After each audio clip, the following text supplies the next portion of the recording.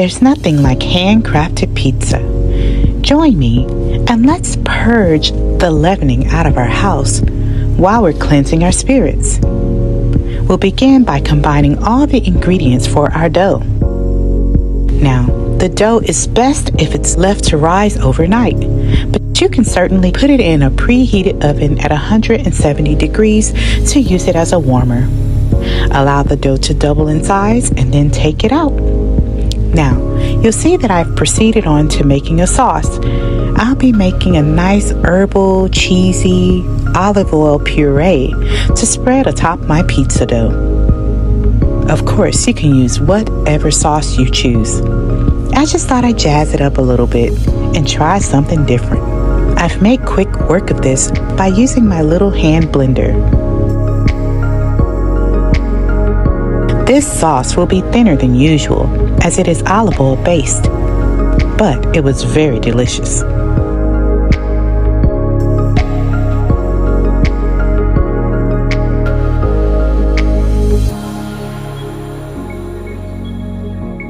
Now, here's the fun part, punching down the dough. We want to release those gases so that we can help to activate the yeast once more for the second rise.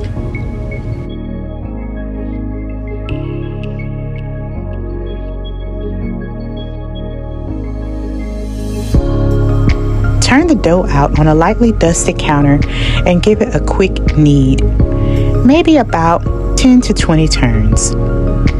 Then you'll form it into a nice taut ball and begin to split the dough into the portions you desire. I've doubled this batch because I have a large family, so you could yield 4 medium-sized pizzas or 3 large pizzas, depending on how thin you intend to roll the dough out. Keep in mind that this dough is really great to have in your arsenal because you can do a lot with it. It's very versatile. You can use this very same dough to make some nice yeast dinner rolls, to make garlic knots, or to even make focaccia. You can even make some nice pretzels by simply blanching the dough in hot baking soda water. But needless to say, we'll proceed and make our pizza. Don't be alarmed if the dough is a bit sticky. It is intended to be slightly tacky. So just keep your hands lightly dusted in flour, or you can add a touch of oil to your hands to prevent sticking.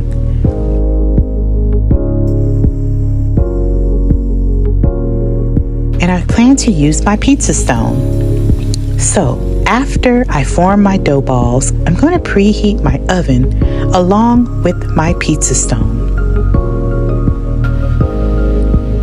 If you find that there's resistance when rolling out the dough, allow it to rest for about 5 minutes, but be sure to cover it with either a damp, clean kitchen tea towel or a bit of plastic wrap so that it doesn't crust over. I plan to transfer this dough onto a pan and then onto a hot pizza stone.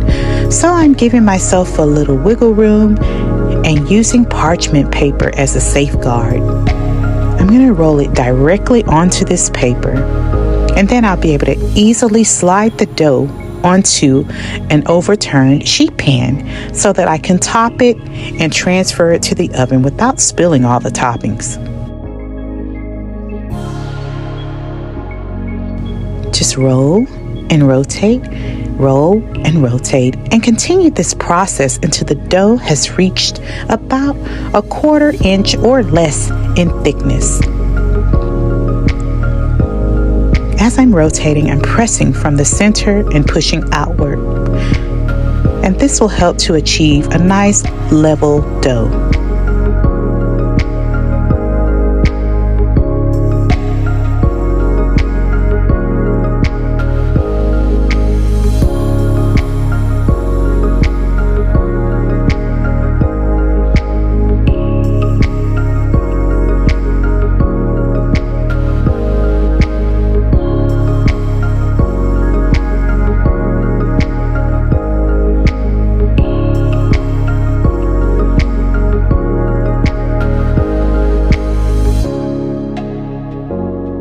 The dough will be even more tender if you allow a second rise.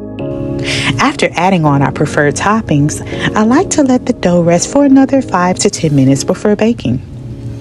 This will help it to reach a second rise and promote a more tender crust. And if you want even more flavor and have a bit of patience, make the dough the night before and store it in the fridge to slowly proof.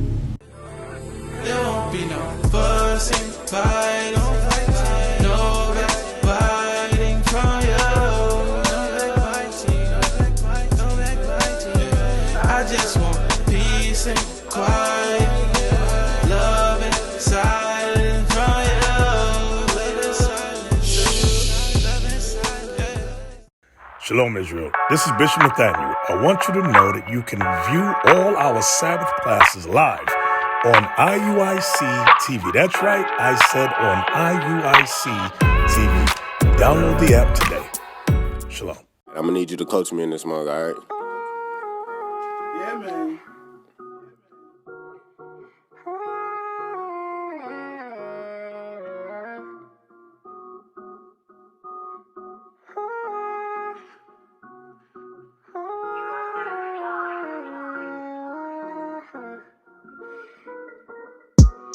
What if I told you you was beautiful? From the curls in your head, the thickness of your nose. What if I told you was beautiful? And every time you get in mine, it's like a fashion show. What if I told you was beautiful? Here's another great tip. It's important to dock or dimple the dough. This will provide a little ventilation and help to prevent a soggy bottom. Remember, don't over sauce. Too much sauce can also mean a wet, soggy crust, and we don't want that. You can always dip in a little more if you find that you went a bit too shy. Now keep in mind, as my sauce is oil-based, it's a bit looser than usual, but it's perfectly fine. Chef's tip. Sprinkle half your cheese on before adding toppings, and then after adding your desired toppings, add the remainder of your cheese. This will provide a bit of protection for those things that you add on top, like delicate chicken meat or even crispy turkey bacon that you don't want to burn. And for toppings like sliced mushrooms or even prepared chicken breasts, I'd like to toss them in a little bit of olive oil and a dash of broth and seasonings to kind of help them to retain moisture.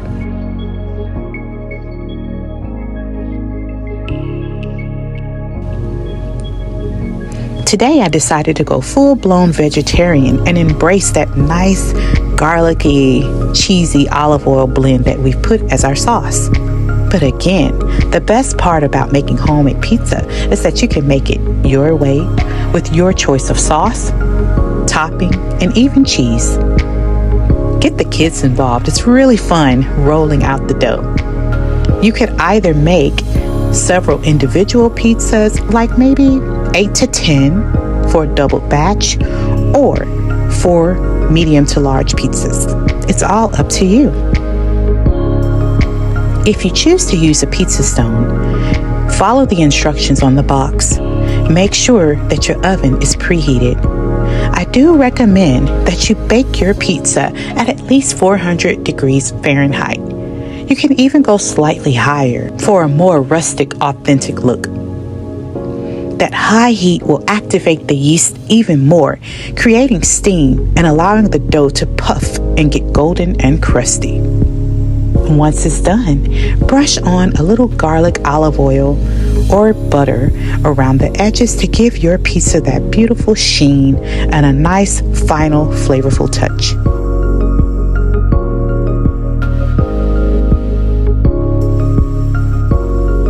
Adding on a few special touches like a bit of fresh herbs or even some dried spices like Italian seasoning and fresh cracked peppercorn will give your pizza that special flair.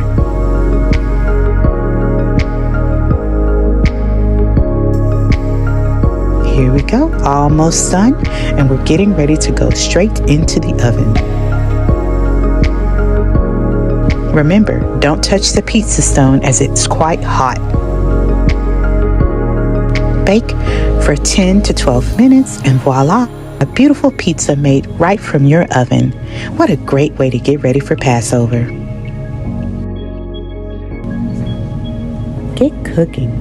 Make some pizza dough and home-crafted baked goods to purge that leavening out of your house. Yum, yum.